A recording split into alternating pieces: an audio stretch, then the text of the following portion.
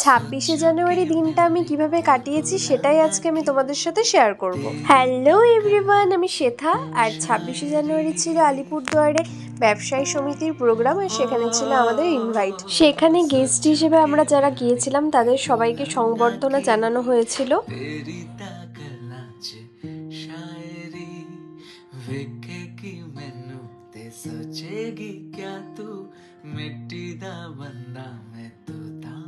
আমরা গেছিলাম 11টা নাগাদ। সেখানে আমাদের সংবর্ধনা জানিয়ে প্রোগ্রামটা শুরু করা হয়েছিল। তারপর আমরা সবাই বসে ওখানে একটু কফি খাচ্ছিলাম। তারপর কাকু আর রুমিদিকে বললাম তোমরাও একটু এদিকে তাকাও। ওই দিন ছিল অ্যানুয়াল স্পোর্টস প্রোগ্রাম। যারা খেলায় পার্টিসিপেট করে ফার্স্ট সেকেন্ড বা থার্ড পজিশনে থাকবে তাদের জন্য এই গিফটগুলো। এই দিকে দেখো প্রোগ্রাম শুরুও হয়ে গেছে।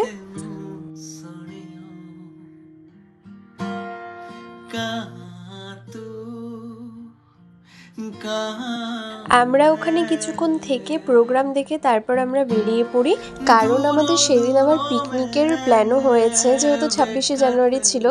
আর আমরা যাচ্ছিলাম পোড়োবস্তিতে। প্রতি বছরই পিকনিকের সময় 2-3বার করে যাওয়া হয়ে যায় এই পোড়োবস্তিতে।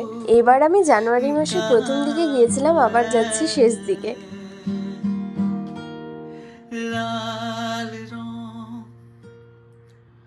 আর ওই দিন পোড়োবস্তিতে গিয়ে দেখতে পারি প্রচুর ভিড় হয়েছিল।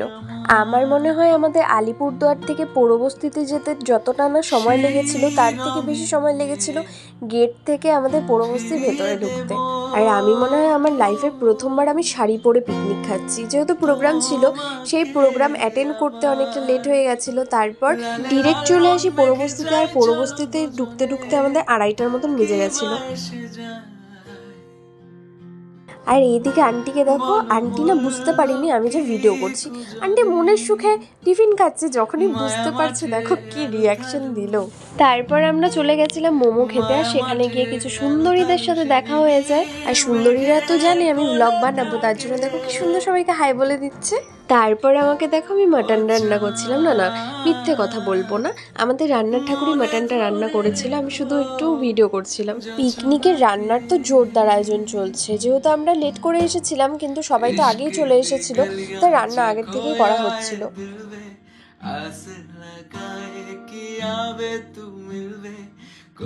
রান্না অলমোস্ট কমপ্লিট, এবার আমরা সবাই খেতে বসবো। আজকে আমরা সবাই কলা পাতায় খাবো। আর আজকে আমাদের পিকনিকের মেনুতে ছিল ডাল, শুকনো মাছের চাটনি, মাছের তেল, তারপর লেবু পাতা দিয়ে আর মাছের ঝাল, আর মাটনের সাথে ছিল রসগোল্লা। আর এইদিকে কাকুকে বলেছিলাম আমাকে একটা পেঁয়াজ দাও, আর কাকু আমাকে সেটাই দিয়ে গেল। আর রান্না তো ভীষণ টেস্টি হয়েছিল। আমাদের সবার খাওয়া দাওয়া কমপ্লিট, আর আমাদের খাওয়া দাওয়া কমপ্লিট করতে করতে অন্ধকার হয়ে গেছে। তো এই ছিল আজকে একটা খুব সুন্দর ভ্লগ। আশা করি তোমাদের অনেক ভালো লাগবে। দেখা হবে আরো একটা নতুন ভ্লগে। টাটা।